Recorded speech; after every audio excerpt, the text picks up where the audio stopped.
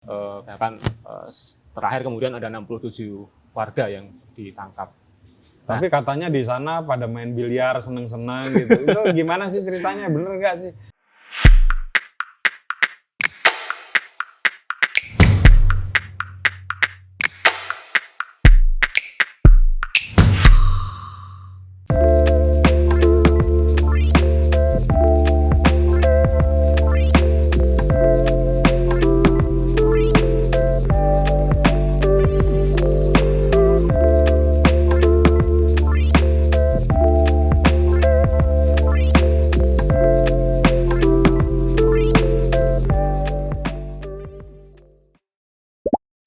Halo teman-teman, ketemu lagi dengan saya Putu TA, Kepala Suku Mojo.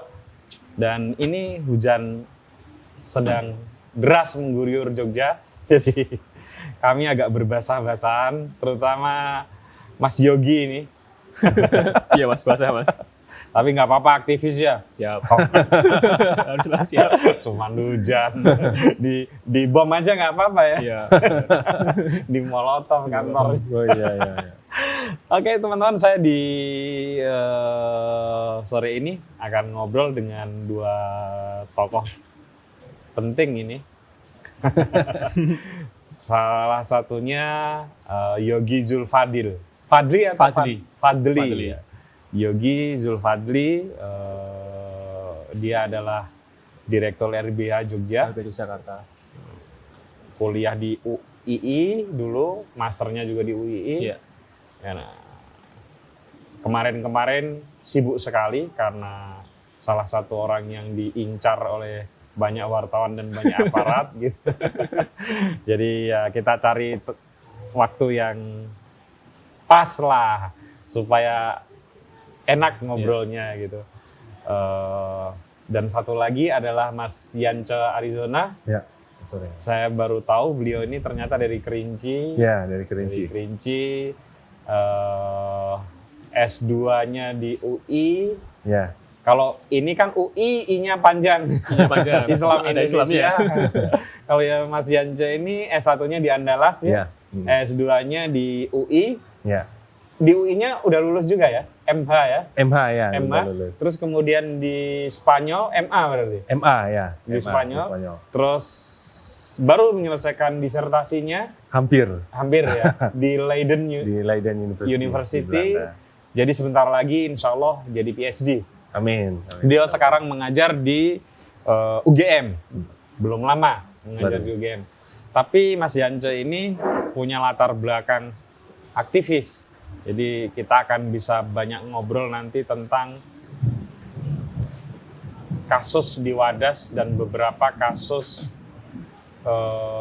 lingkungan dan kelestarian alam di Indonesia dalam konteks ke depan dan refleksinya di belakang gitu. Jadi apa ya, kira-kira pertanyaan pokoknya itu kan kalau kita dihadapkan dalam hal apa persoalan ekologi ya Mas Yance ya, bisa nggak sih sebetulnya modernitas, kemajuan dalam tanda kutip bangsa itu dikompromikan dengan hak-hak hidup masyarakat lokal, masyarakat agraris, dan masyarakat yang sudah layak hidup ya, seperti yang terjadi di Wadas gitu misalnya. Itu kan pertanyaan ini. Pertanyaan yang sering mengganggu pikiran banyak orang gitu. Misalnya kayak di KN, di satu sisi ya kita butuh kemajuan gitu ya. Kita butuh redistribusi ekonomi gitu. Tapi di sisi lain orang mencela atau mengkritik banyak hutan yang ditebang, ongkos ekologinya besar gitu ya. Kasus semen pun kayak gitu. Mereka yang pro semen bilang ya demi pembangunan, kalau nggak ada semen apa yang dipakai untuk membangun gitu. Oke, tapi sebelum kita ngobrol yang berat-berat, Yogi kenapa sih harus aktif di LBH gitu? Kok mau-maunya capek-capek gitu? Apa mas ya? Pertanyaan sulit ini mas sebenarnya mas. Saya itu masuk LBH 2010. Itu pun saat saya masih mahasiswa semester akhir gitu. Udah lama ya berarti aktif di Ya LBH. sudah lumayan. 2010 saya masuk dan waktu itu sebenarnya juga setengahnya nggak sengaja karena waktu itu LBH Jogja menyelenggarakan Kalabahu gitu, yaitu merupakan pelatihan yang diselenggarakan oleh LBH dan menjadi syarat untuk gabung ke LBH Yogyakarta. Waktu itu saya diajak sama teman gitu, terus ya sudah ikut saja Kalabahu itu. Nah pada perkembangannya kok kemudian melihat ada ketertarikan untuk gabung, saya daftar di LBH Jogja waktu itu. Setelah pelatihan itu. Setelah pelatihan. Jadi ya saya sih melihatnya waktu itu ada keterkaitan sama bidang keilmuan yang kemudian saya pelajari di Fakultas Hukum UI waktu itu, Mas. Saya merasa itu. Kamu ngambilnya apa sih di Hukum UI? Saya di UI kan S1-nya ilmu hukum, Mas. Dan lebih banyak ngambil mata kuliah hukum yang berkaitan dengan hukum pidana, hukum acara. Skripsi saya itu hukum acara pidana tentang bantuan hukum kebetulan, tentang hak atas bantuan hukum bagi tersangka, terdakwa gitu. Kemudian itu skripsimu ya? Skripsi itu. Okay. Kemudian S2 tesisnya ngambil hukum hak asasi manusia.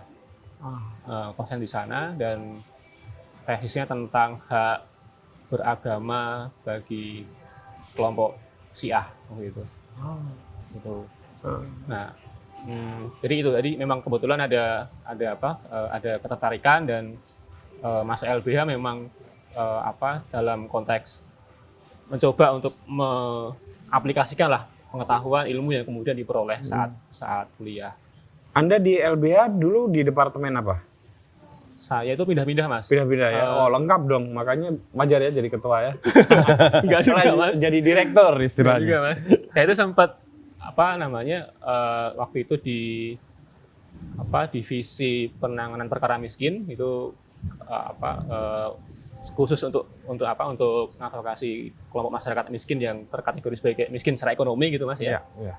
Terus sempat juga di divisi kampanye, terus divisi Ekosop. Ekosop itu di bawahnya Departemen Advokasi.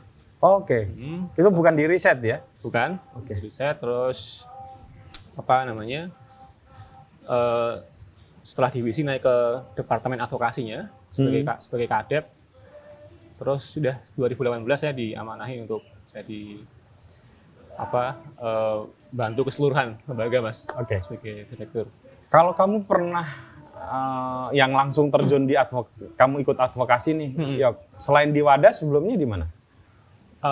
Ada beberapa, Mas. Saya sempat advokasi bandara Kulon Progo. Iya ya. Iya. Kemon ya. Kemon. Itu dari sekitar 2015 sampai 2019.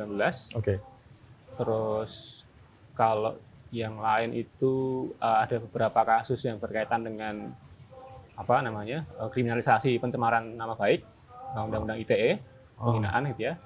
Itu ada beberapa. Kemudian advokasi terkait dengan pembangunan apartemen utara, Mas, yang di Jalan Kaliurang itu.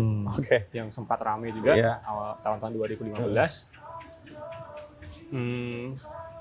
Tambang pasir besi di Kulon Progo. Tambang pasir besi di Kulon Progo. Dan lain-lain, Mas. Iya. Ada beberapa dan tentu saya nggak sendiri, Mas ya, itu dengan kawan-kawan di LBH. Pertanyaan saya simple tapi mungkin harus saya tanyakan ya. Sejauh yang saya tahu nih, Yok, hampir kebanyakan, nanti tolong dikoreksi juga Mas Yanja, advokasi yang dilakukan oleh teman-teman melawan istilahnya pembangunanisme atau apapun ya, industri ekstraktif itu berakhir dengan kekalahan.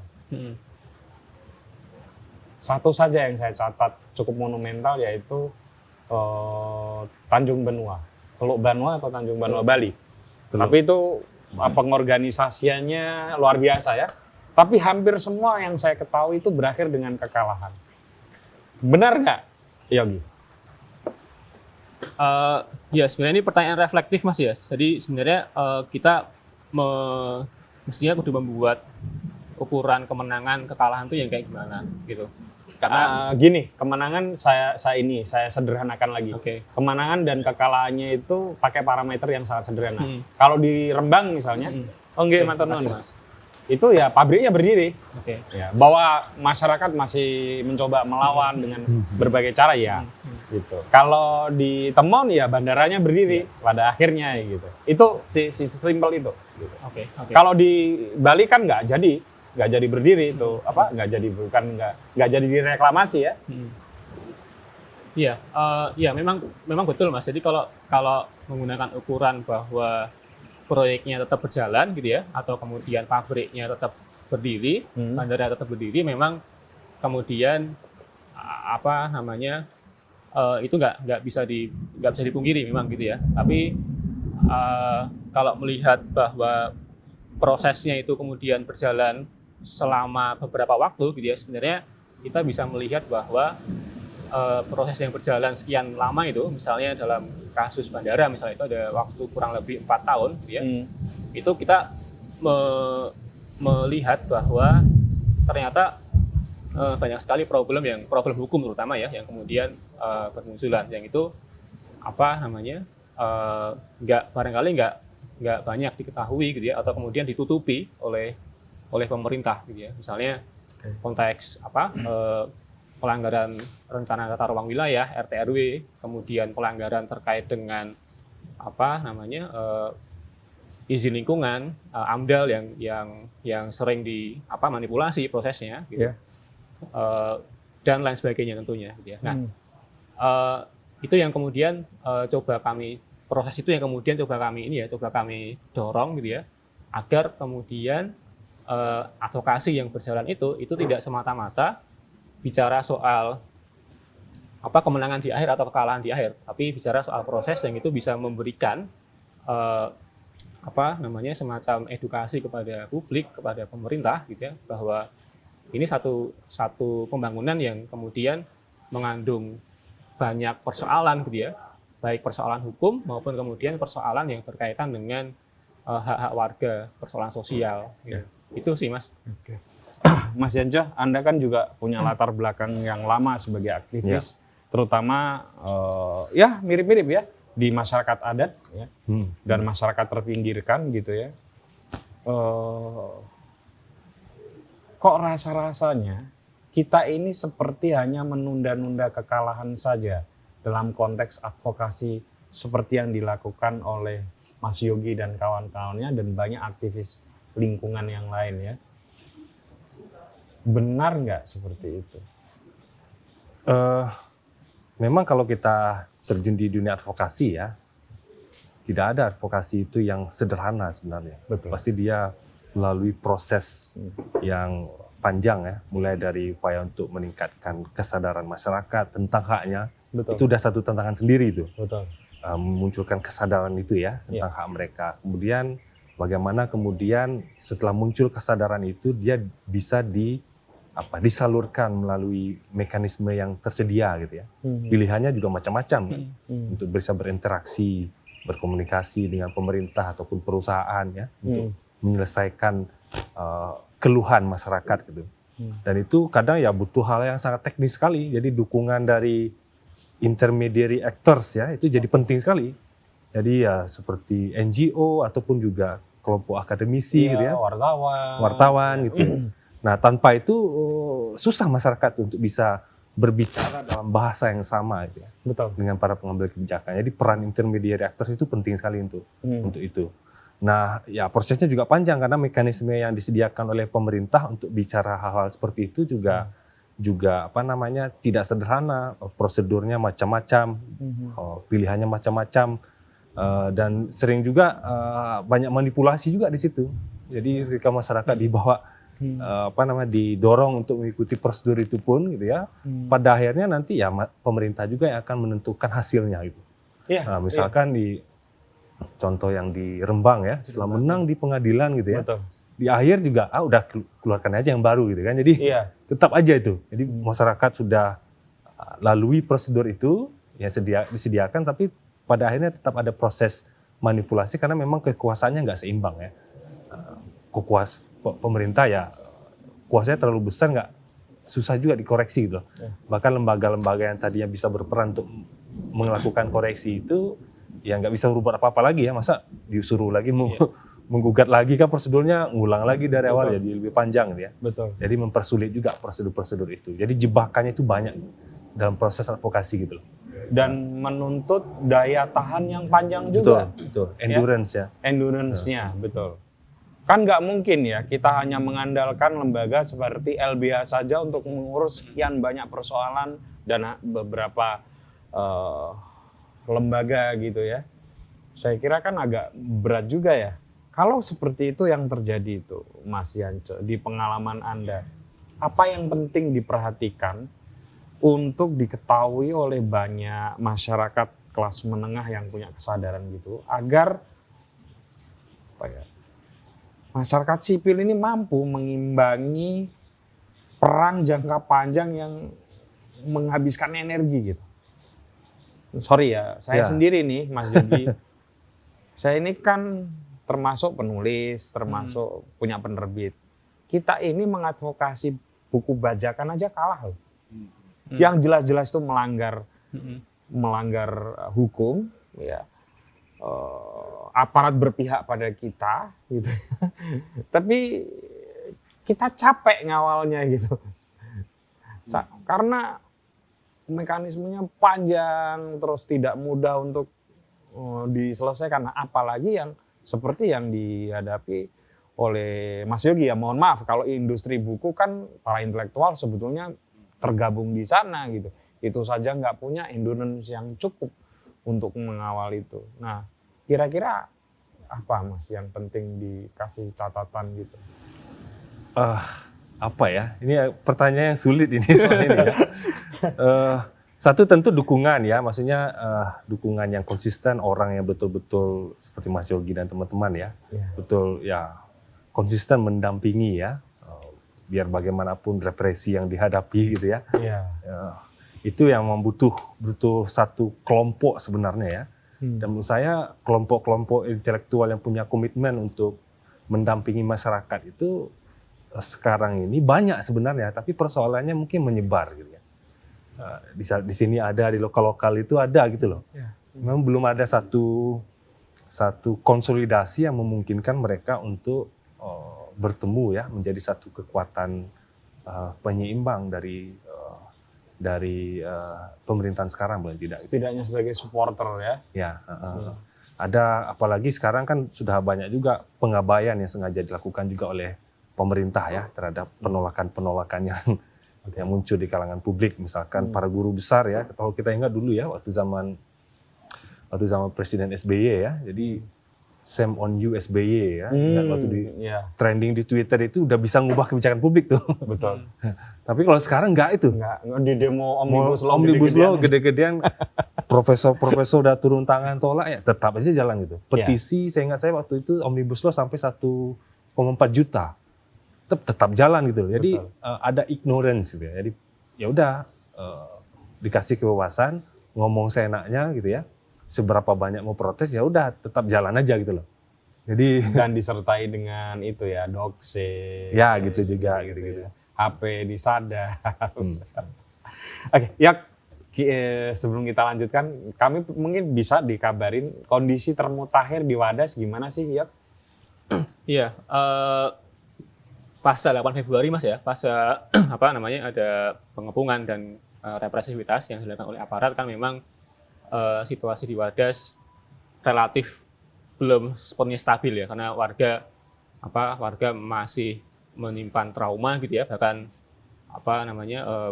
tidak hanya dialami oleh orang-orang dewasa, tapi juga dialami oleh anak-anak kecil gitu ya, karena itu situasi yang tidak diduga sama sekali gitu ya, dan sangat tiba-tiba dan kekerasannya berlangsung begitu eksesif gitu ya. Orang ditangkap, bahkan aparat sampai masuk ke rumah dan masuk ke kamar, nyeret kawan-kawan warga di Wadas gitu. Bahkan terakhir kemudian ada 67 warga yang ditangkap. Tapi katanya di sana pada main biliar seneng-seneng gitu. Itu gimana sih ceritanya? Bener nggak sih? Ya masa dipukulin kan nggak mungkin kan? Iya betul Mas. Iya Iya, kalaupun ada cerita main biliar kan nggak boleh menghilangkan konteks kekerasan yang kemudian dilakukan oleh aparat, Betul. Mas. Gitu. Lagian juga kalau memang ditahan di sana, ya masa terus disiksa kan ya enggak Iya, juga. betul, Yang dibikin betul seneng, ya inilah. Kadang-kadang aneh juga, mungkin orang-orang seperti belum pernah ketangkap. Ya kita ditangkap ya ditangkap aja gitu. betul. Ya tidak terus, ya ada sih yang disiksa, tapi kan rata-rata sekarang enggak ya. Gitu.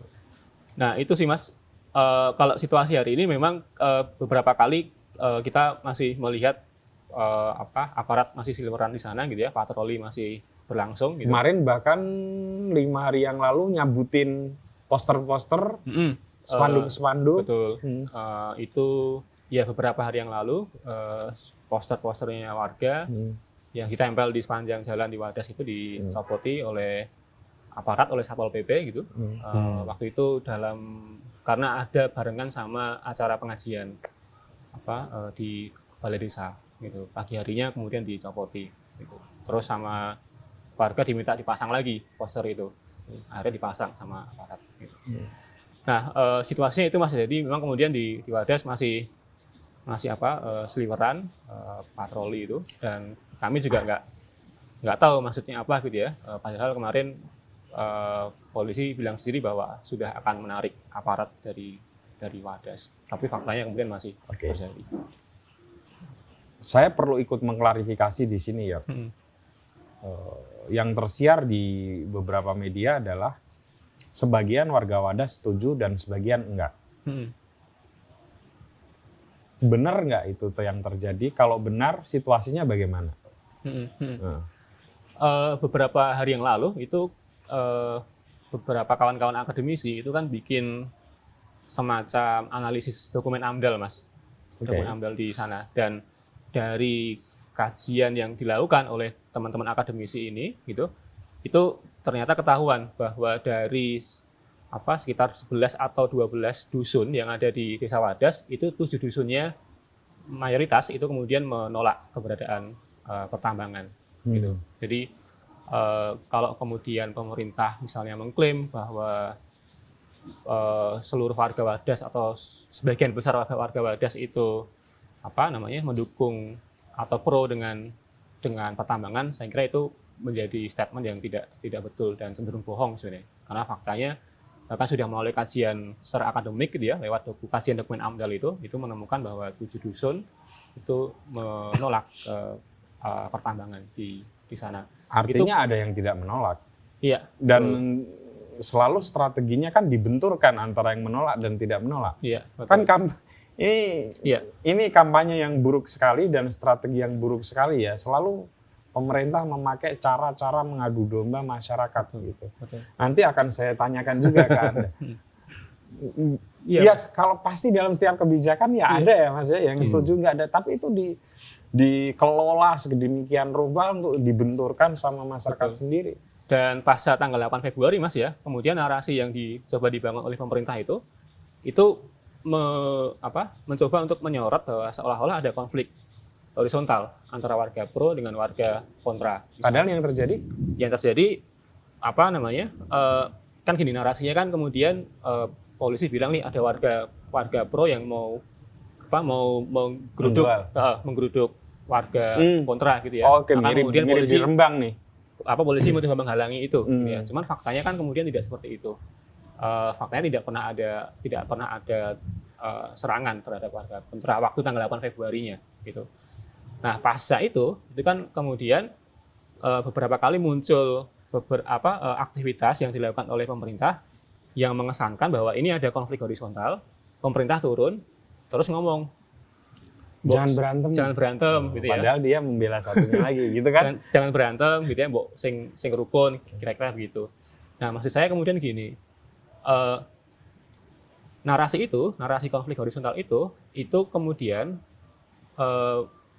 mengesankan atau mengesampingkan bahwa konteks munculnya persoalan itu bukan karena ada warga pro dan kontra saja, tapi kemudian karena kebijakan negara yang akhirnya membuat di level warga itu menjadi terbelah dua gitu.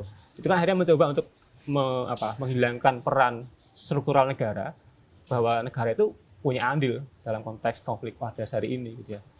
Nah, tapi berapa kali kan kemudian narasi di publik mengatakan bahwa buat sesama warga sing akur gitu ya, jangan saling gontok-gontokan gitu. Itu kan Seolah-olah bukan kemudian mereka yang menciptakan masalah. Iya, betul. Oke, Betul. gini, Yok. Itu kan imbas dari proyek strategis nasional. Mm-mm. Tapi kenapa yang disalahkan Gubernur Ganjar? Ini juga ada nih pertanyaan-pertanyaan kayak gini. Kenapa nggak yang disalahkan pemerintah pusat? Pertama tentu kita mengkritisi kebijakan PSN-nya Mas ya, karena PSN itu kan yang buat pemerintah pusat. Ya, di PSN itu proyek strategis status nasional. nasional gitu. Itu yang membuat pemerintah pusat. Nah, tapi gitu ya, dalam konteks kebutuhan untuk atas tanah untuk proyek itu dia menggunakan mekanisme pengadaan tanah untuk kepentingan umum. Oke. Nah, mengacu di Undang-Undang Nomor 2 Tahun 2012 yang punya kewenangan untuk menerbitkan IPL itu gubernur. Oke. Gitu. Makanya kemudian dalam kasus Wadas ini atau konteks bendungannya itu IPL-nya yang menerbitkan adalah Gubernur Jawa Tengah.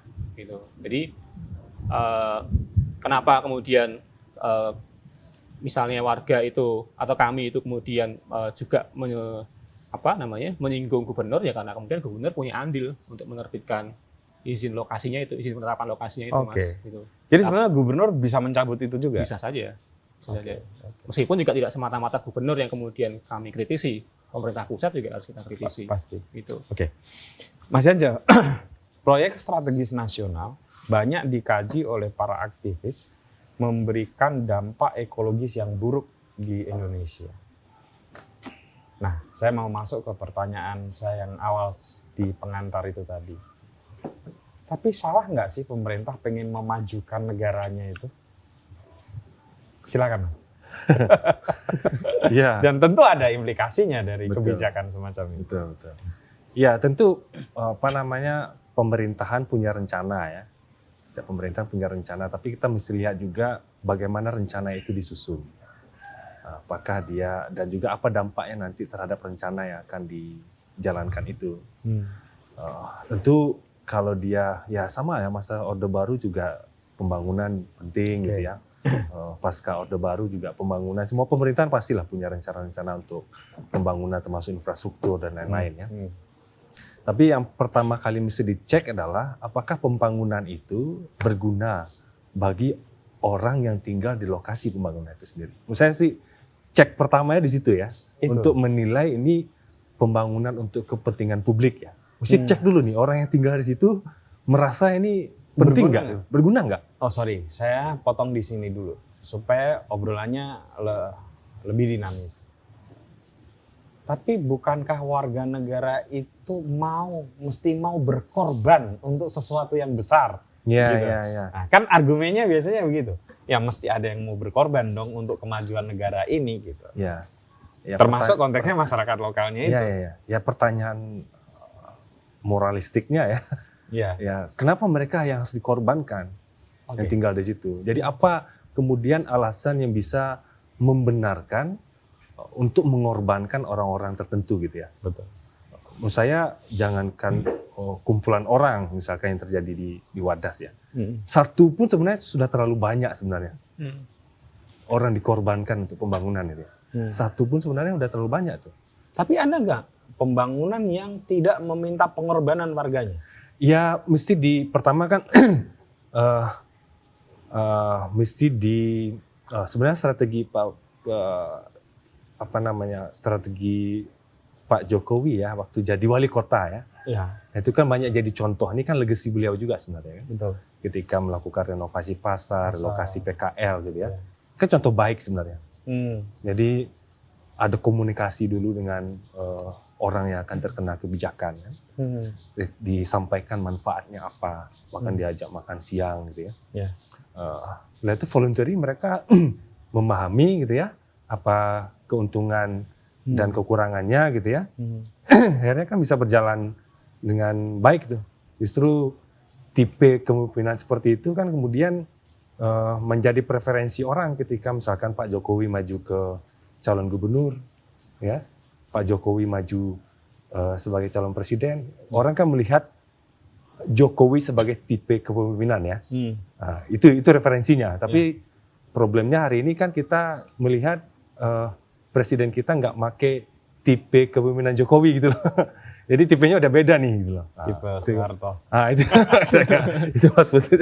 Ya, saya. Jadi jadi sebenarnya kalau di dalam diskusi akademik, kemudian diskusi kebijakan ya, ini yang disebut dengan free prior informed consent gitu ya. Jadi konsep sebenarnya. Oke. Jadi sebenarnya FPIC atau free prior informed consent ini diadopsi dari dunia medis sebenarnya. Jadi ketika dokter mau melakukan tindakan medis terhadap pasien, ya, maka harus disampaikan dulu apa yang akan dilakukan, ya. Dan nanti resikonya apa gitu ya.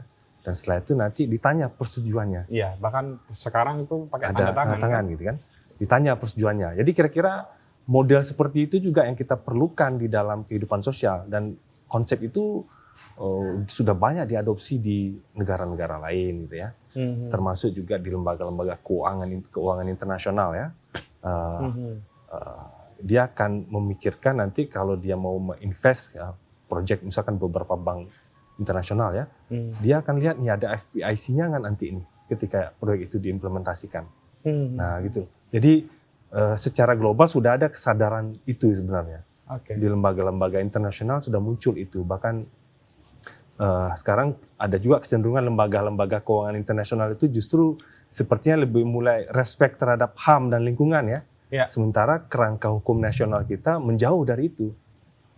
Menjauh dari itu kan jadi problem ya.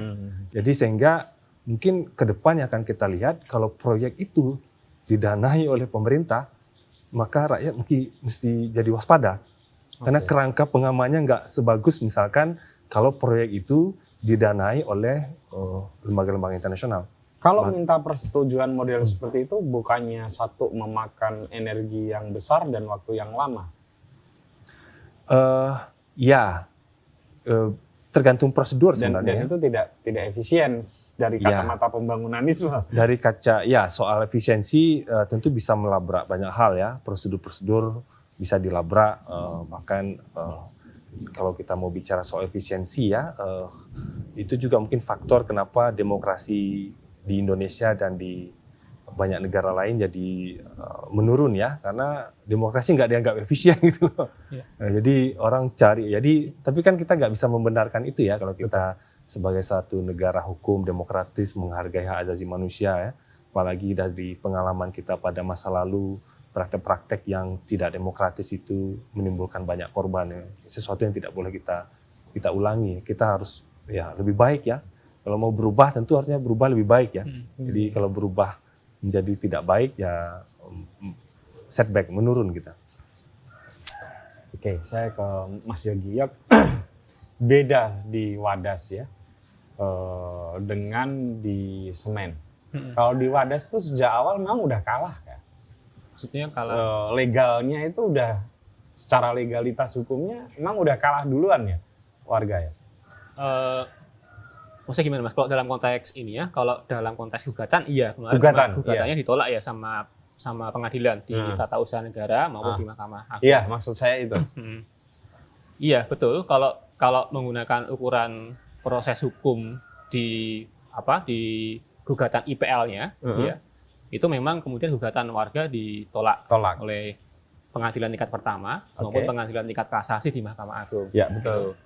Nah hanya saja begini Mas, yang perlu digarisbawahi bahwa kita nggak bisa melihat putusan itu secara textbook gitu ya, tekstual. Kan kudu melihat konteksnya. Misalnya konteksnya itu adalah apa yang kemudian menjadi pertimbangan hakim ketika dia memutuskan untuk menolak gugatan warga. Nah, saya ingin cerita, misalnya gitu ya, di pengadilan tingkat pertama di Petun Semarang itu, kami warga itu kan mengajukan kurang lebih 7-8 ahli lah dari lintas disiplin ilmu dan kemudian lintas kampus. Kemudian kami juga mengajukan 3 orang saksi dan ada amicus curiae. Amicus curiae itu kalau bahasa harfiahnya itu sahabat pengadilan lah. Jadi warga itu mengirim surat kepada hakim, kepada pengadilan. Kira-kira warga berpendapat bahwa harusnya tuh kayak gini lah putusannya, menjatuhkan putusan. Oh, oke. Gitu. Jadi ingin memberikan perspektif kepada hakim soal satu kasus. Nah, 7 ahli, 3 saksi, dan amicus curiae yang jumlahnya puluhan itu diabaikan oleh hakim, ya, di mana hakim hanya menggunakan satu keterangan ahli saja untuk menyatakan bahwa IPL bendungan itu sudah legal secara hukum, sudah sesuai dengan undang-undang. Gitu. Satu orang ahli Mas itu bisa menganulir 7 ahli dan 3 saksi dan amicus curiae yang dikirim oleh masyarakat. Nah, bahkan hakim secara eksplisit menyebutkan bahwa ahli yang lain gitu ya, yang dihadirkan oleh warga dan amicus curiae itu nggak relevan, maka harus dikesampingkan sampai seperti itunya pertimbangan hukum hakim di dalam putusan tingkat pertama. Nah, lebih mengerikan lagi di kasasi. Kalau kasasi kan nggak ada ini ya, nggak ada persidangan. Betul, kan? nggak terbuka ya. Nggak terbuka. Nah, yang lebih mengerikan lagi di kasasi, untuk kepentingan yang krusial itu soal hak warga gitu ya, soal hak hidup warga, putusannya hanya 6 lembar, 6 halaman dan pertimbangannya hanya 3 atau 4 paragraf, itu pun tidak ada pertimbangan hukumnya. Jadi kan kalau yang saya pahami ya, ketika hakim itu membuat putusan kan harus ada pertimbangan filosofisnya, yuridisnya, sosiologisnya gitu ya. Nah itu bahkan pertimbangan yuridis saja nggak ada, dia hanya bilang bahwa putusan tingkat pertama sudah betul, selesai. Mas Yanja, kalau sudah pengadilan menetapkan seperti itu, tidak ada salahnya dong dieksekusi, karena pakai landasan apa lagi itu? Gimana tuh menurut Anda sebagai ahli hukum sekaligus mantan aktivis nih? Gimana? Ya, kan udah diadili, ya. Kalah, dikasasi, kalah lagi, wajar dong dieksekusi. Kalau kita melihatnya secara legalistik formal ya, tentu apa yang diputuskan hakim kalau udah final ya mesti dijalankan. Tapi kan kita mesti melihat dari sisi keadilan sosial juga sebenarnya. Karena tujuan hukum itu kan sebenarnya untuk keadilan. Dan keadilan itu yang mesti dilihat di masyarakat. Nanti orang nggak percaya lagi dong dengan legitimasi pengadilan kita.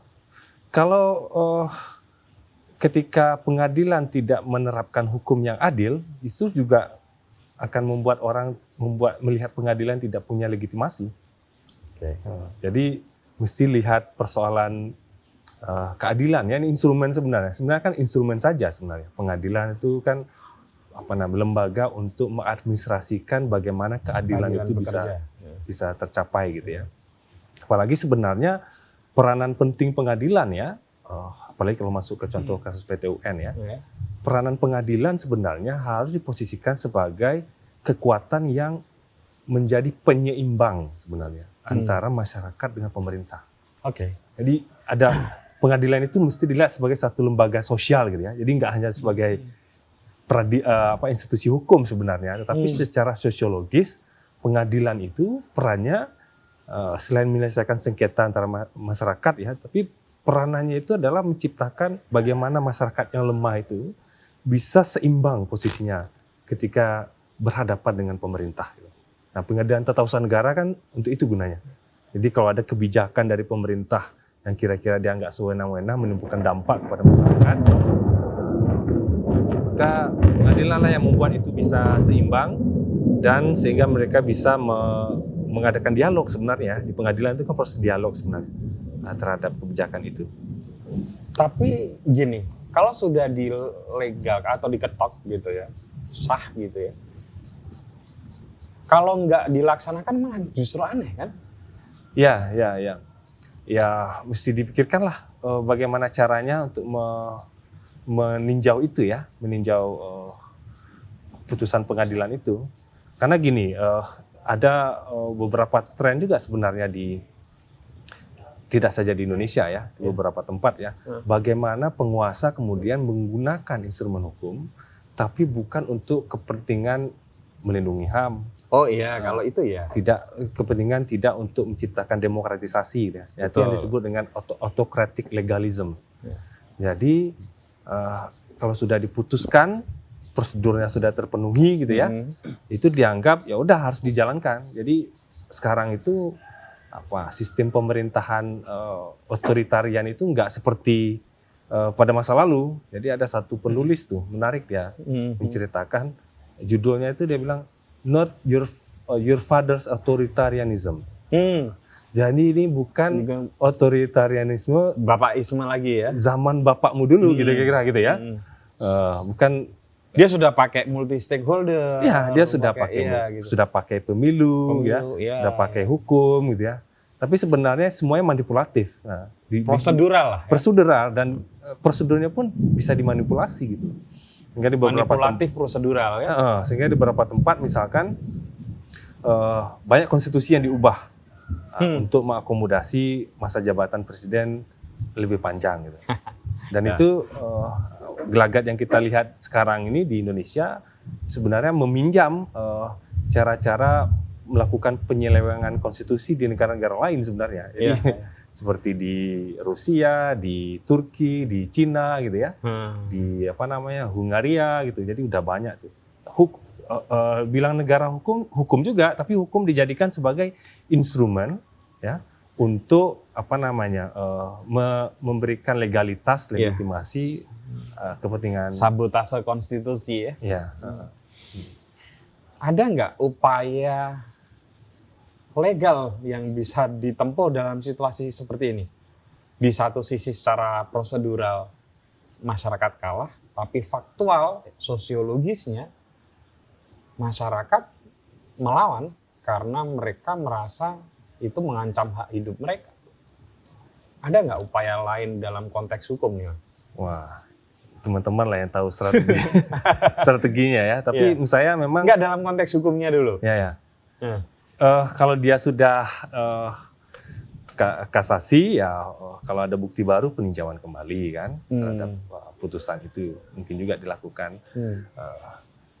Tapi yang mesti kita perhatikan, masa pengadilan tidak melihat ada orang yang yang protes gitu ya.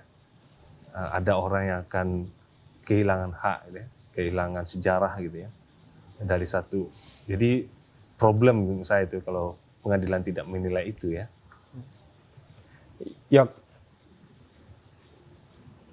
Kalau melihat apa yang kamu pernah ditemon juga ya. Agak ngeri sebetulnya. Kalau misalnya yang terjadi di Wadas akan mengalami seperti yang ada di Temon. Ya. Gimana menurutmu? Ya. Makanya kemudian menjadi penting ya konteks membuka seluruh upaya atau kemudian memobilisasi seluruh sumber daya yang ada untuk mempertahankan perjuangan ini gitu ya, perjuangan kawan-kawan Wadas terkait dengan ruang hidupnya gitu. Nah, maka berbagai upaya yang itu kita pandang sebagai peluang ya harus diambil agar kemudian kejadian misal kayak di Temon itu tidak berulang di Wadas gitu.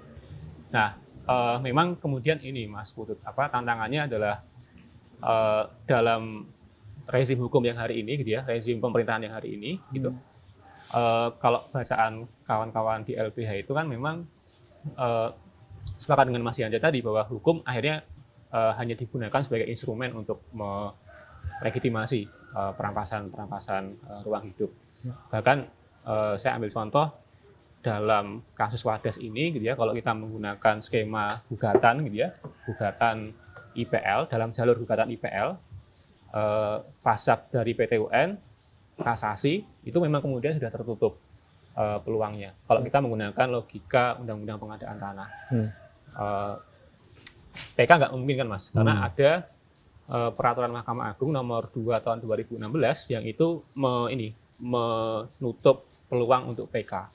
Jadi untuk perkara-perkara pengadaan tanah untuk kepentingan umum itu hanya berhenti pada proses kasasi saja. Nah, kalau menggunakan rezim hukum yang lebih umum, misalnya hukum tata usaha negara gitu ya, kan harusnya ada PK, peninjauan kembali. Bahkan sebelum kasasi ada banding gitu. Nah, dalam konteks pengadaan tanah gitu ya, itu ditutup semua banding nggak ada, langsung kasasi. Setelah kasasi, selesai di kasasi nggak ada PK.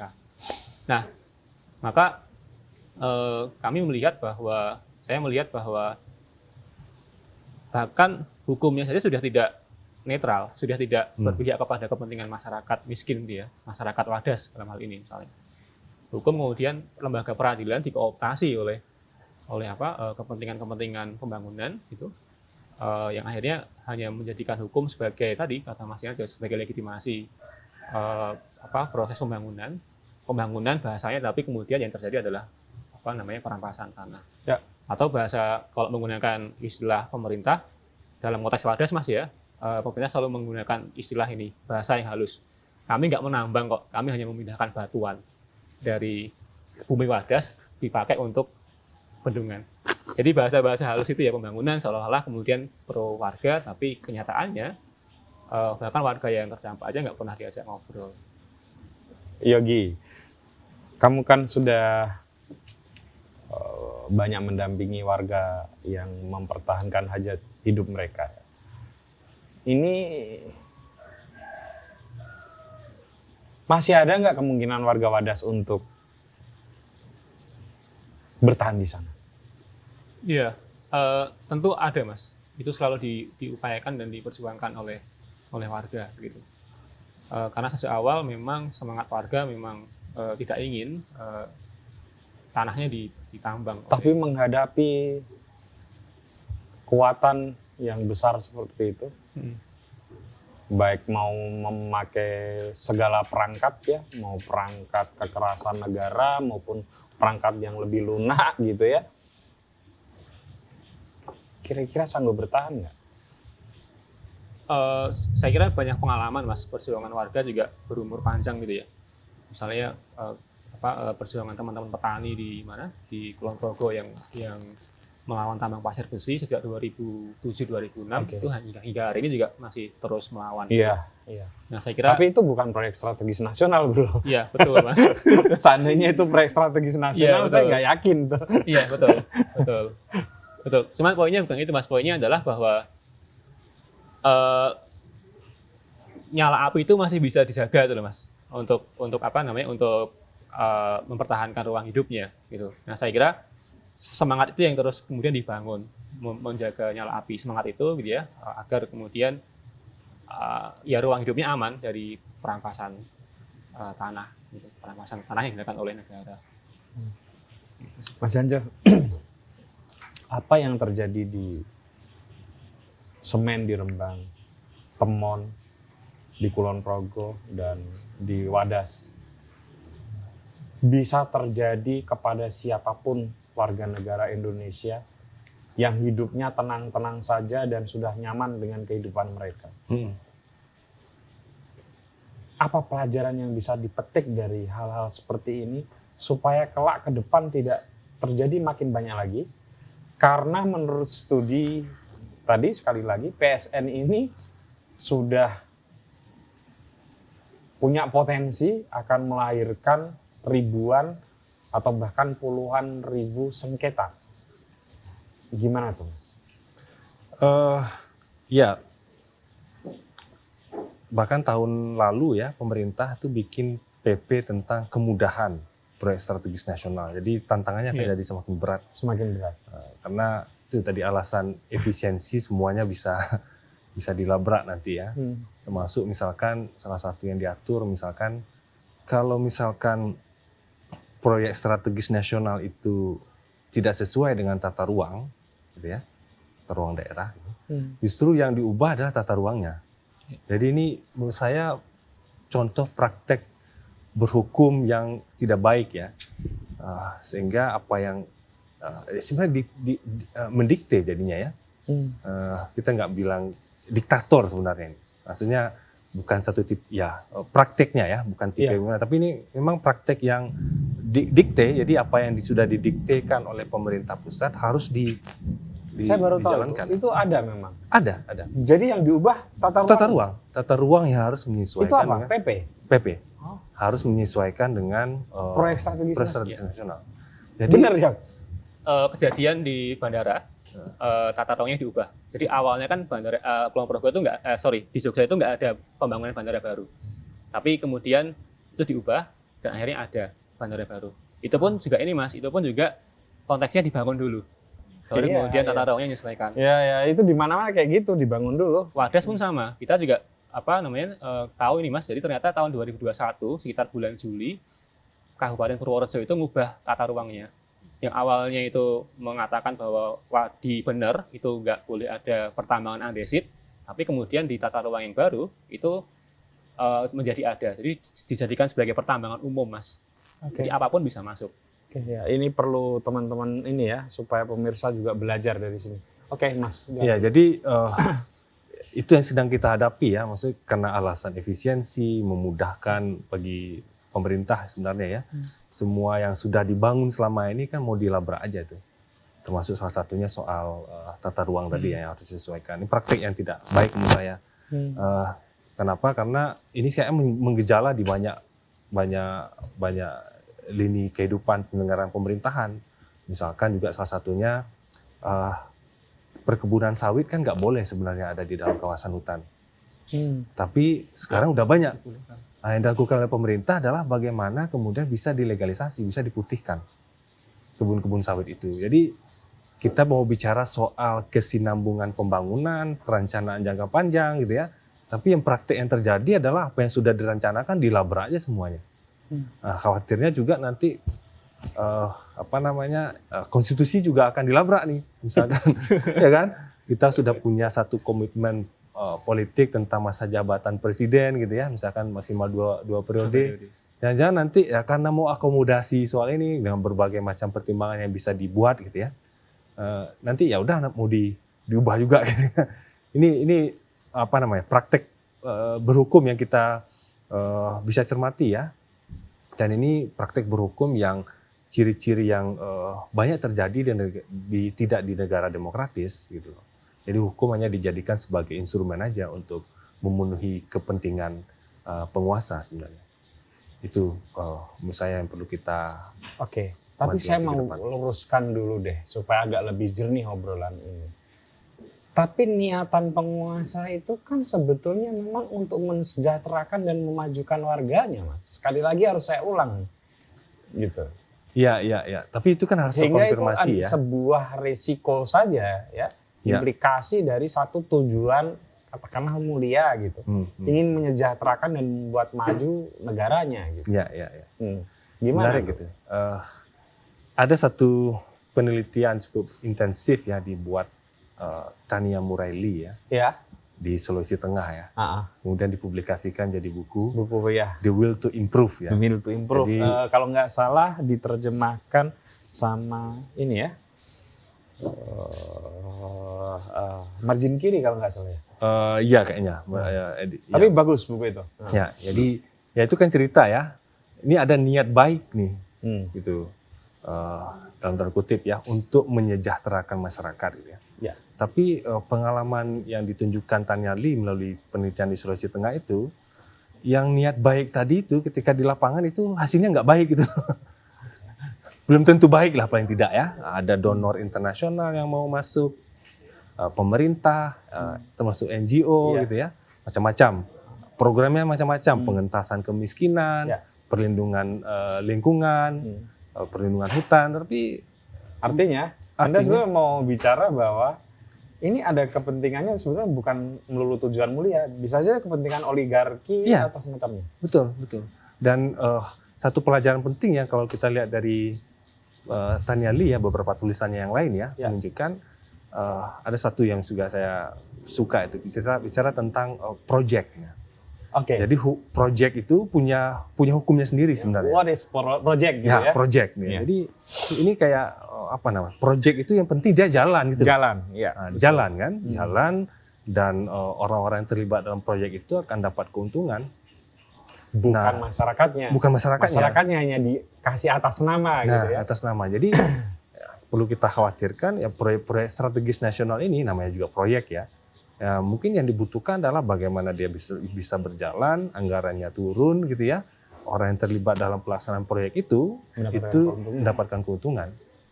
Nah, termasuk misalkan di pemindahan ibu kota di Nusantara, di Kalimantan ya, itu kan proyek besar itu. Nah, mesti dilihat orang-orang yang terlibat dalam proyek itu tentu tidak mau kehilangan kesempatan ya. Nah, apakah masyarakat di situ nanti akan dapat manfaat positif? Apakah akan dilibatkan? Sejauh ini sih masih sudah banyak protes ya dari masyarakat di sekitar situ. Kita khawatir lama-lama kalau pendekatan seperti itu dilakukan, jangan-jangan nanti orang bisa melihat pindah ibu kota ini kayak kolonisasi. Jadi kan orang di situ ya seperti misalkan James Cook ya, ketika dia datang ke Australia nganggap ini terra nullius, jadi ini tanah yang tidak ada pemiliknya. Jadi padahal di situ ada aborigin banyak gitu ya. Nah, jadi khawatir kita nanti di IKN pun juga dianggap terra nullius, nggak ada tanah penduduk gitu ya. Nah, padahal mereka sudah ada di situ, pemerintah bangun sana sini, pasang pelang sana sini, coupling gitu ya. Kemudian nanti penduduk dipindahkan dari luar ke situ ya. Kayak proses kolonisasi itu, memindahkan penduduk. Yang sebenarnya orang-orang yang dipindahkan di situ nanti masih punya ikatan yang kuat dengan daerah asalnya. Nah, kolonisasi itu dari kolonia ya, dari bahasa Latin ya. Itu ya orang yang pindah ke satu tempat tetapi masih punya ikatan kultural dengan tempat asalnya. Jadi nggak mau melepaskan itu. Nah, itu kita mesti ya jangan sampai seperti itulah. Ya. Kalau mau ada pembahasan khusus nih Mas Yanca Rizana tentang proyek IKN, ada di channel YouTube-nya Mas Zainal Arifin Mokhtar. Silakan cari sendiri, beliau hampir 1 jam ngomong soal proyek IKN. Oke, terakhir Yogi, kamu optimistis nggak Yok bahwa rezim Pak Jokowi ini bisa lebih peduli sedikit dengan persoalan ekologi? Kalau melihat pengalaman di beberapa tempat, terutama di yang saya tahu, kemudian tahu cukup dalam di kawasan Jogja dan Jawa Tengah gitu ya, yang memang menjadi area advokasinya LBH Jogja. Sebenarnya saya ragu gitu ya, bahwa rezim punya cukup kepedulian dengan aspek ekologis atau keberlanjutan lingkungan hidup. Gitu. Belum lama ini bahkan misalnya Jokowi juga meresmikan PLTU baru di Cilacap, yang kita tahu gitu ya, dampak PLTU itu begitu merusak bagi lingkungan sekitar gitu. Wadas pun sama gitu. Selain bicara problem hukum yang sangat banyak dilanggar gitu, dalam konteks lingkungan juga konteks keberadaan bendungannya, tambang itu juga akan merusak lingkungan di sana, karena penelitian beberapa kawan menunjukkan bahwa ada mata air di Desa Wadas itu. Pun sama misalnya dalam kasus yang lain kayak Bandara Kulon Progo yang areanya merupakan area kawasan rawan bencana tsunami sebenarnya, tapi kan kemudian itu diubah. Nah, maka sebenarnya saya agak ragu kalau kemudian pemerintahan hari ini itu punya cukup konsen terhadap isu-isu lingkungan hidup atau ekologis. Bahkan itu nampak dari kebijakan yang mereka buat sendiri, kebijakan hukum. Jadi saya sempat cerita soal perubahan RT/RW gitu ya di Kulon Progo maupun di Wadas. Bahkan tidak hanya itu yang kemudian diubah, tapi kemudian kalau kita melihat peraturan pemerintah gitu ya tahun 2017, mereka juga membuat perubahan rencana tata ruang wilayah. Itu dia menghilangkan seluruh kawasan lindung geologi, menghilangkan seluruh kawasan yang rawan bencana gitu. Itu dihilangkan. Padahal sebelumnya di undang-undang yang lama, di peraturan yang lama itu masih ada. Nah, dalam konteks itu saja, bencana saja, itu kemudian sudah diabaikan. Maka saya menjadi semakin ragu kalau kemudian pemerintah itu punya tadi kepedulian lebih terhadap lingkungan hidup. Dan tampaknya nih Yok ya, calon-calon presiden ke depan juga cara pandangnya masih sama. Iya, betul. Hampir semua calon presiden yang nongol di semua survei, saya kira secara paradigmatik tidak akan berbeda jauh dengan Presiden Jokowi. Semua. Tidak ada yang beda cara pandang ekologinya dan lain sebagainya. Sama ini Mas, saya menambahkan sedikit. Ya, Sepanjang kemudian paradigma yang dipakai oleh negara itu semata-mata mengedepankan pertumbuhan ekonomi gitu ya, dan itu nampak di beberapa kebijakan rencana pembangunan jangka menengahnya, RPJMN-nya Jokowi tahun 2014 dan 2019, itu kan sangat kental sekali dengan agenda yang sifatnya ekonomistik, pertumbuhan ekonomi. Untuk apa? Untuk mencapai target pertumbuhan ekonomi itu kemudian dibangunlah beberapa kebijakan infrastruktur. Di Jogja pun juga, Jogja Jawa Tengah, Wadas, Banjaraya dan lain sebagainya. Gitu. Nah, sepanjang paradigmanya sangat ekonomistik gitu ya, maka kita akan melihat bahwa akhirnya pun juga kebijakan hukumnya menjadi sangat represif dan kebijakan negara secara umum itu menjadi sangat destruktif, merusak